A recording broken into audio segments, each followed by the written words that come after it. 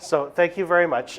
Before I start, I want to get a show of hands because I really want to make it relevant for you. I want to make sure that I give value to the group here. So I want to know how many of you are actually on social media or engaged in some form of content? Okay, so quite a few, not bad, not bad. Okay, so my talk today is a little bit about social media for nonprofits. Now originally, Matt asked me to talk about security, and I felt that security really wouldn't bring you a ton of value. So I wanted to bring something that would be a little bit more useful for you. And that is about social media in the nonprofit sector and for organizations such as Rotary. And so nonprofits are typically an ask enterprise. We typically ask for time, we ask for money, and one of the things that people often forget is that when we're out and talking to people on a daily basis, we should actually reshape that conversation and bring value to the people we're talking to. And much like marketing, that's a really important trait. And so when we're reshaping the conversation, we're taking it away from NPO actual nature of the ask, because generally what they do is they ask for time, that's serving, being part of membership, asking for volunteers, asking for people to help within an event or an organization, or they ask for money, so donations. They're asking for people to participate, corporate sponsorship. And what they forget and what often is missed is that it's not that people don't want to open their wallet books and or give you the time, is that you haven't given them enough value. You haven't given enough value to convert them and to make it worth their time and effort, because everybody at the end of the day still relies on KPIs to run their business. And so what you want to do is you want to flip the conversation, okay? And by flipping that conversation, what you're actually doing is you're doing things like sharing about what the gives are, what a person actually gives within your organization, what the people whom you have brought into your organization, what they're contributing, adding value to the community, right? And you're looking to highlight heroes, people who are within your organization, people in other organizations, not necessarily yours or internally, but honoring people in your community, especially in Rotary, because you guys are a community organization, that you're highlighting heroes in the community and using their brand equity to give you voice. Because everybody loves to talk about themselves. It's just natural. And so what we want to do is we want to highlight, if you know that there's somebody who's on the North Shore, who's doing a great thing, who isn't a Rotarian, highlight them. Use your social media presence to highlight them, bring them equity, so that they feel, oh wow, these guys are recognizing me. What are they all about? Okay? You're sharing impact, things that you guys do from a community standpoint and how that can impact the community at large, showing them what that turn looks like. Can we ask questions? I'll make sure that we'll have time for questions, so I'll make sure I'll give you a little bit more context because I'm probably sure I'm going to answer a good chunk of them. And then stories. Sharing stories about your own experience, why you joined it. Those things are valuable for other people because although you might know what it is and you and the people in the room here might know what it is and the reasons why you joined it, other people don't. And other people might find that something that they didn't necessarily recognize at the forefront be a contributing factor to them joining the membership. Maybe a person thought about the networking opportunity, but then when they joined, they realized that there's something deeper. And the reason why they joined is because maybe camaraderie, or maybe because of the directives of, say, the Rotary Club. And what you're really doing is building an audience, okay? And building an audience is key, because if you don't have an audience, no matter how much you ask, you're falling on deaf ears. And this is really important. And so when we're building an audience, you want to take the time to really see what it is that you can add value to the other person. Because if you're always asking me, you're not providing value. You're asking for a favor. You're asking for something. And generally, if you know what it's like to be sold, when you go to, say, a timeshare, what are they telling you? Me. And what happens? What's your first initial response? It's to shut down, right? You're defensive. Even though you feel, even though the cause or the end result could be beneficial to you, you automatically shut down because you're in a defensive area where you're not able to coagulate your thoughts, and you feel like you're being invaded on. They're not providing you value up front. So the real great salesmen in those environments are the people who ask you about what adds value to you, right? Why would a vacation be important for you, right? Instead of telling you how great their facility is. And it's the same. So if you want them to be a part of your organization, ask them what is important to them. And if they run across a topic or a piece that is related to your organization, then use that piece to build the audience, give them value, okay? Because by building an audience, you're building equity. You're building a brand equity for your club, for the international group as a whole, okay? And you're giving yourself voice. Because now you've reframed it and you're using other people, other things that are valuable to people who are not within the organization to promote you. Because people are more willing to promote things that are important to them than it is for them to promote something that you're pressing and that you want done. And so by providing value, what you end up doing is you create community. And by its very nature, wouldn't you believe that Rotary is a community? It's not just local, but it is international. You create awareness, and it's because you're not asking for something. You're giving something to somebody that provides value in their daily life. And when you do that, they create empathy, okay? It creates an empathetic response from your consumers, your tribe of people, to then want to give a damn about what it is that you're talking about. And finally, they'll have compassion, because when it is finally time to ask for something, that you have developed enough equity within that organization and your audience to then convert, okay? And finally, that promotes engagement, because if a person is willing to understand that you want to give maximum value to the people who are receiving the information, they're going to be willing to engage, ask questions. And so here is where MPOs can be really successful. And it is my absolute urge that all of you get onto social media in some capacity. Because united as a group, you can hack the system, okay? And what do I mean by that? Hacking the system means that you're able to get a disproportionate amount of attention in the social media space if you use it properly. And one of the ways that you could do that is by banding together. Now, most MPOs will have a main central account. In your case, Rotary West Vancouver. But when Rotary West Vancouver keeps promoting the things that they're doing, what are they doing to the public? They're asking them and saying, hey, I want you to look at me. I'm important. This is what I'm doing. You should pay attention. And what do we talk about? We're talking about me, and we're giving no value to the actual public, because all they see is that you hosted an event, you got something out of it. But if all of you are on social media, what you guys can do is you can strike conversation.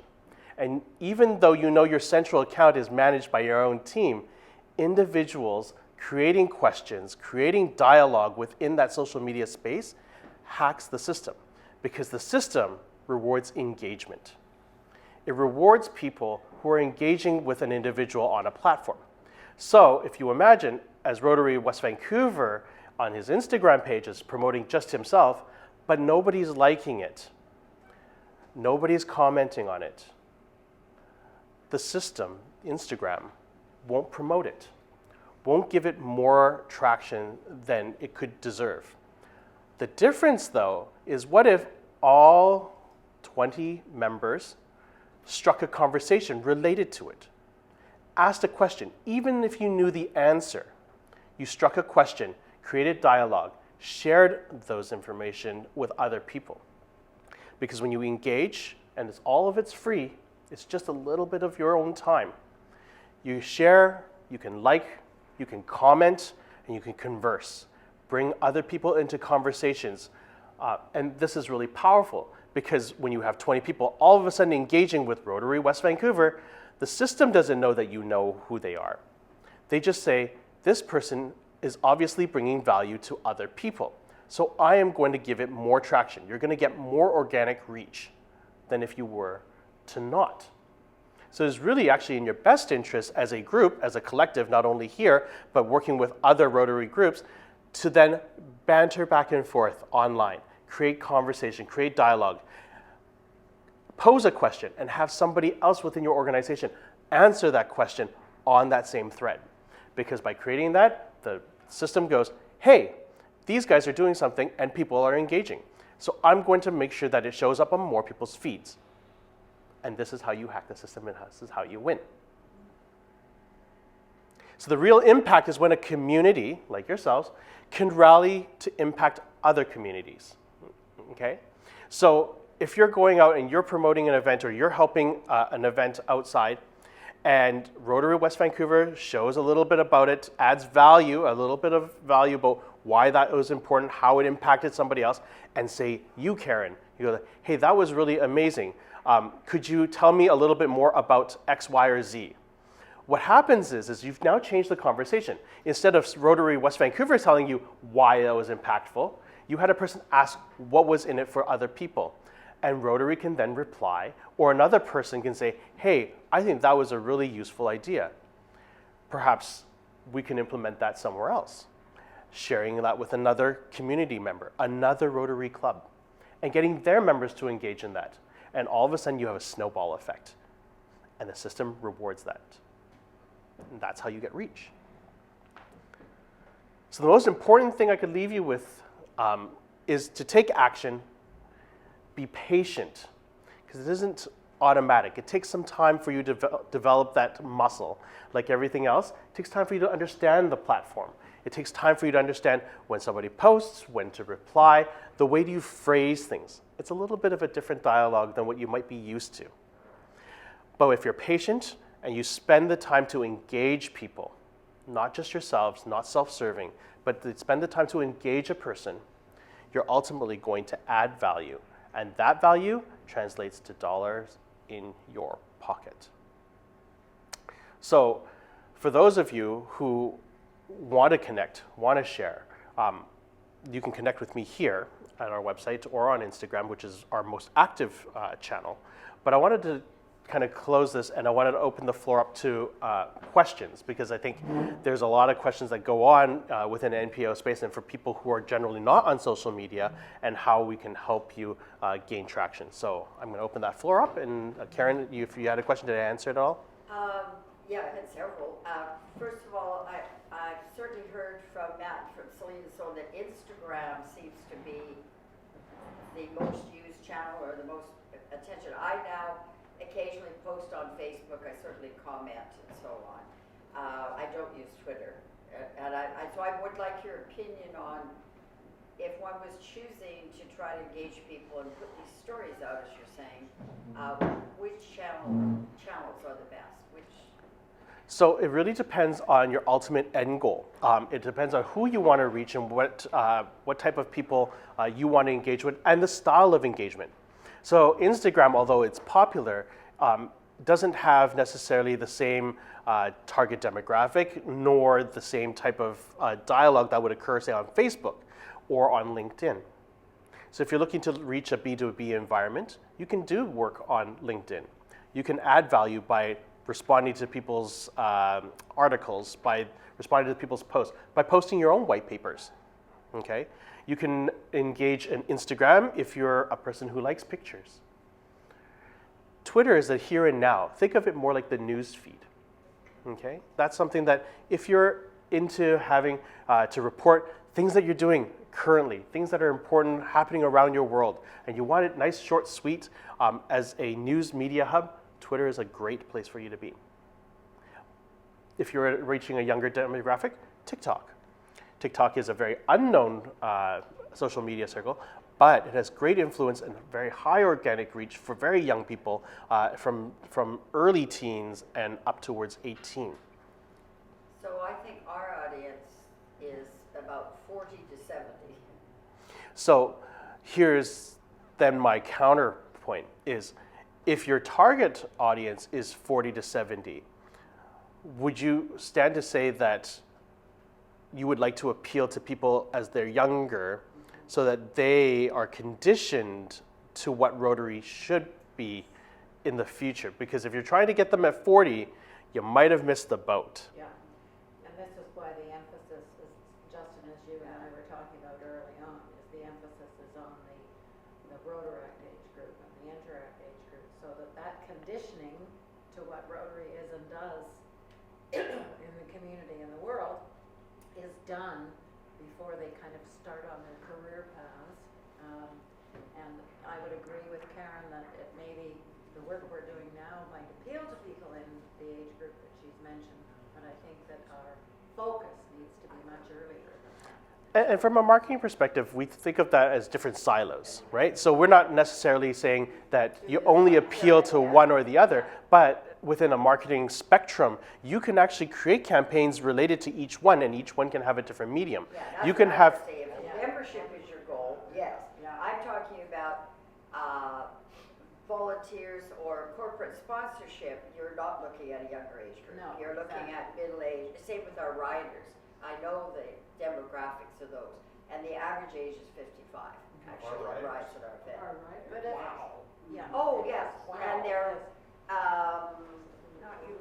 3/4 male. I have all these demographics, and they're high earners and so on, because the bikes are $10,000 and so on. Yeah. But that's the age group. 45 to 55. Yeah. yeah. But then you, It is, I think the interesting thing that Justin has just told us, which we need to think about, is we've got marketing for the ride on the one hand, but we have marketing for Rotary on the other hand, and we can use the different channels For different things. differently, yep, can't we? you can absolutely segregate them, and you can segregate within each individual medium as well. So you can have a Facebook campaign that is targeted to 40 to 45-year-olds, targeted for 50 to 60-year-olds, targeted to the 20 to 30-year-olds. And what I wouldn't discount is that if you take a look, and of course I haven't had time to take a look at the broad spectrum marketing that you guys have done for the ride, but could it stand to be that the way that you market actually appeals to that 50-plus market and doesn't appeal to a younger? And that's why you see that demographic exist. Could it be that if you change the marketing angle, that you could then introduce a younger crowd to then mix in? Because there are obviously value propositions for a younger person who's just trying to get their feet into the door, to be able to mingle with people who are very well established within their corporate environment, and for the people who they want to work with. So if you're not using that marketing angle, then you've probably left money on the table. And I would say, rather than say that it attracts an X, Y, or Z, you might want to look at the campaign in itself to see whether that campaign actually is only appealing to that particular one, the way it's designed, the colors, the way it's worded, the way it's phrased, the way it's presented, versus what would appeal to a younger demographic. So that would be something that I would consider. Younger demographic does not have the money and the connections. That is okay. So I'm gonna completely disagree with that, because I have friends, I have people who are way young in the 2023s who have those $10,000 bikes, who spend their lives on the mountains, who eat, breathe, and sleep it. So I mean, I have tons of people who are not only here but around the world. And so, yeah, I mean, there are people who are enthusiasts straight across the board. If it was just a single demographic, that would be one thing. But the way you probably promoted it is probably because it's corporate based, and because a lot of your CEOs is where you're trying to focus your attention, because that is what your world has been. It's very high-powered upper level management. So the way you speak is going to be that way. But if you instead handed the reins to a younger crowd to then take over that marketing angle for a different demographic, not to replace it, but to supplement it, to add to it, then you would have a different look, a different feel, a different vibe, a different avenue for you to then enact and then create a different visceral response to a different demographic. And a whole new bunch of influencers. Yeah, absolutely. You know, and again, it's adding value, because they're going to ask the one question. It's like, well, what's in it for me? Not what's in it for Rotary, because they know that at the end of the day, the check is what's in it for Rotary. But what's in it for the other person?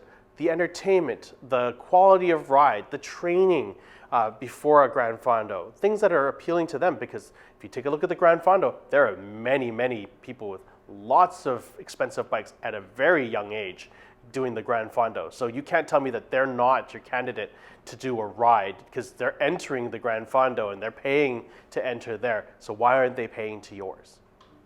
Right? Yeah. Any other questions? We also have, like your earlier slide that I was going to ask you about, we have a wonderful opportunity that we need to capitalize on. I agree with you totally.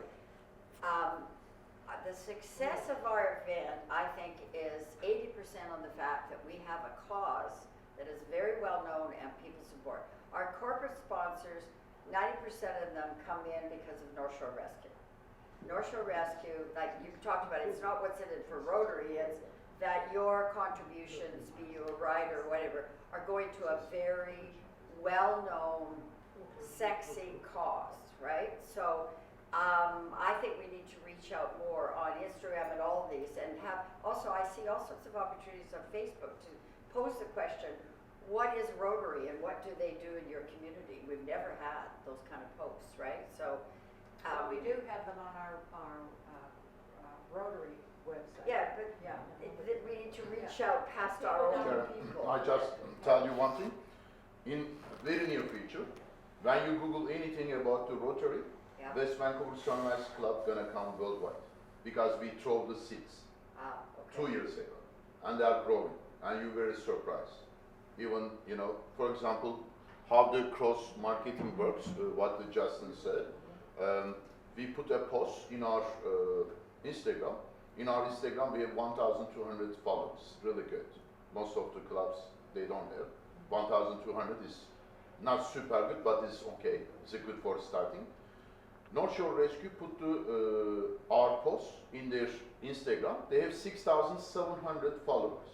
Which one I'm handing the check to the Mike Thanks. 6,700 people, maybe 3,000 of them see, and thousands of see that. They learn about because they present more than us. North Shore Rescue, much more well known than the West Vancouver Sunrise Rotary. Absolutely. Yeah, because the community, they are always in the news. When you search them, in North Shore News, maybe thousands articles about them. We have one article about our club in North Shore News. We have now second, we put in the second. When you Google North Shore News about West Vancouver Sunrise, now 2 articles. They have 1,000, Yeah. their publicity. Those is the work, connection, and the following, and our advantage. Justin also collaborating with the Dan, and it's very helpful. And he's also part of our organization. I don't know if you can make you welcome to join in the Ride Committee advisory meeting Monday, 3:30 p.m. I will have to check, but Yeah, please, please check. 4 o'clock. Yeah, and this is a brainstorming, and the people, all those North Shore Rescue leader, RCMSR leader, those are, we are their voice, because they cannot call and ask for the direct support or, stuff, but we are as much as we, because their profession is helping the people, they are the, They they don't are the, have the time or the energy to yeah, go. they don't, because it's also, if they go to the people, they cannot say to no to them. For that reason, it's not a fair question. For that reason, they rather to, this is not their job. Their job is go and jump from the cliff and help the people. That's really true. Or RCMSR, that's their job. Our job to see what is missing in the community and fill that gap. With the money, with the volunteering and the repairing or recovering, that's our job. That's it's very helpful what you done for us, Justin. Especially, he just in last minute, 2 years ago, and I said, then we don't have photographer. I need good pictures for promote the ride. We have only volunteers, and the volunteers take some photo. They're not a professional photographer. And then asked Justin, just 2 weeks before, and he arranged it.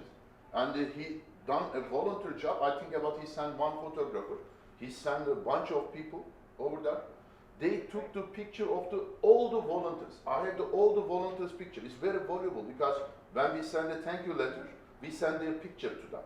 Because I was new last year, I didn't, before last year, I didn't do a good job. But documents is so valuable. And you will see, maybe you think what I'm doing maybe is not beneficial. I also don't know if it's beneficial or not. We're gonna see the result. Now we have a happy crowd. Last year, when the Audi seen the video, right away, he sent a direct line. He sent an email right away. 10 minutes later, Matt, we are in for next year. Yeah, And, now we need to get him to say that in writing. Yeah, because it was Karen's biggest stress to go to a year later to go him. Hey, are you in? You know, we solved that problem. I hope if you know. Justin, one quick Yeah, question. absolutely. One quick question. Can you market altruism? Because that's essentially what we're trying to sell. So then, if you break down what altruism is, what would you say it would be in a nutshell? Oh, doing good without regard for oneself. Okay. And so, do you feel that that adds value to another person who's receiving that altruism? No, what we want to do is make other people feel good about giving to our cause. Mm-hmm. That's what we're trying to do, is market this altruism. It is, but the way that you're presenting it is an ask for you and not an ask for somebody else. If you provide, if That's you, what I'm saying. yes. How do we market So, altruism? so one of the most powerful ways that you can market to somebody is through guilt. And if you do, and it is. If you think about it, it's through guilt. If I do enough for you, and I don't ask for anything in return, and one day I come up to you and goes, I need a favor. Are you more likely to give me a favor than if I were to just ask for it up front? Absolutely. And so what you're doing is you're building brand equity by spending the time promoting other people, promoting things that other people are doing in your community, and staying true to what an altruistic cause is, and showing people what altruism is. When you go to ask them, say, hey, we are also an altruistic thing. We have a specific cause, and today I would love to ask for your help. It's different.